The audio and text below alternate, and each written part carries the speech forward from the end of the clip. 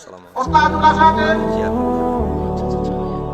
শত আলেমের ওস্তাদ শহীদ কোরআন ও সহিহ হাদিসের কণ্ঠস্বর বক্তব্যের জন্য চেয়ারম্যান সাহেব বলে গেলেন যে আপনার নামে লিখিত অভিযোগ আছে থানায়, যে মায়ের বেটা অভিযোগ করেছে তারও সাথে চ্যালেঞ্জ থাকলো। 90 সাল থেকে এখন পর্যন্ত আমি কোনোদিন কোনো মাঝহাবের বিরুদ্ধে কথা বলিনি।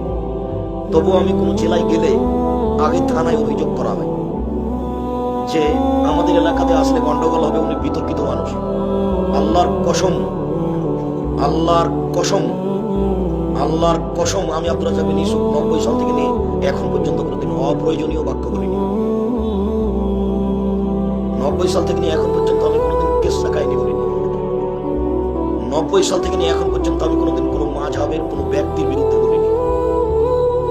সহ বক্তব্য আছে, কোনো বক্তব্যের কোনো অংশে আমি কোনো মাঝহাবের নিন্দা করছি এর কেউ প্রমাণ করতে পারবে না। তবুও আমি কোনো জেলায় গেলে আগে থানায় অভিযোগ করা হয় যে আমাদের এলাকাতে আসলে গন্ডগোল হবে, উনি বিতর্কিত মানুষ। আল্লাহর কসম, এমন কোন মায়ের বেটা আছে যে দেশের মাটিতে এইভাবে কথা বলতে পারে? আমি আব্দুল রাজ্জাক বিন ইউসুফ 90 সাল থেকে এখন পর্যন্ত কোনোদিন অপ্রয়োজনীয় বাক্য বলিনি। দেখি কোনো মায়ের বেটা বলে?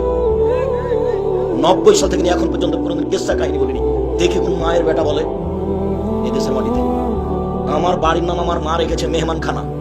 আপনি যাবেন, থাকবেন, খাবেন 3 মাস। 3 মাসের মধ্যে আমার পরিবারে যদি সরিষা সমপরিমাণ পর্দার ব্যতিক্রম দেখা যায়, আমি জাতির সামনে আর কোনোদিন জীবনে কথা বলবো না। এটা আমি 90 সাল থেকে বলছি। আপনি যান, 2-3 মাস থাকেন, কোনো সমস্যা নেই। আল্লাহ আপনার খাওয়ার ব্যবস্থা করে রেখেছে, সপরিবারে থাকবেন, খাবেন। আপনি পরীক্ষা করে দেখতে পারেন। 90 সাল থেকে এখন পর্যন্ত আমি কোনোদিন কোনো মানুষের কাছে পথ খরচ পাতেও চাইনি।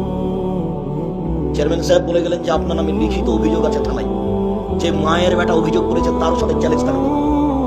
90 সাল থেকে এখন পর্যন্ত আমি কোনোদিন কোনো মাঝহাবের বিরুদ্ধে কথা বলিনি। আমার বলা কথা এ যাবৎ কোনোদিন ফেরত নেওয়া লাগেনি।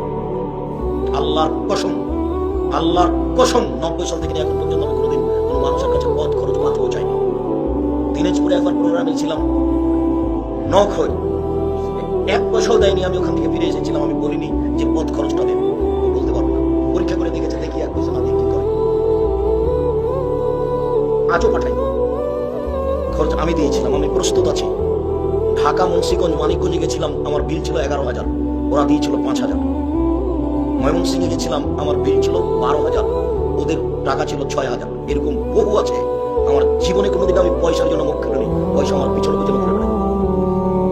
আমার প্রতি মাসে বেতন লাগে 17 লক্ষ। আমার শিক্ষক শিক্ষিকাকে প্রতি মাসে বেতন লাগে এখন 17 লক্ষ। প্রায় 3,000 ছেলে মেয়ে আমার প্রতিষ্ঠানে পড়ে। আমি ওই টেনশনই ভোগ করি না। আমার জীবনে কোনোদিন আমি অপ্রয়োজনীয় বাক্য বলিনি। আমি কোনোদিন কেসা কাহিনী বলিনি। আমি বলেছি 95% জন বক্তা মৃত্যু, তবে আমি বলিনি ইনি মৃত্যু।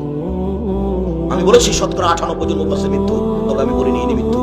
কোন মায়ের বেটার সাহস থাকলে তার বক্তব্য আমার সামনে পেশ করতে পারে, আমি তার কথায় কথায় মিথ্যা কথা দেখাবো।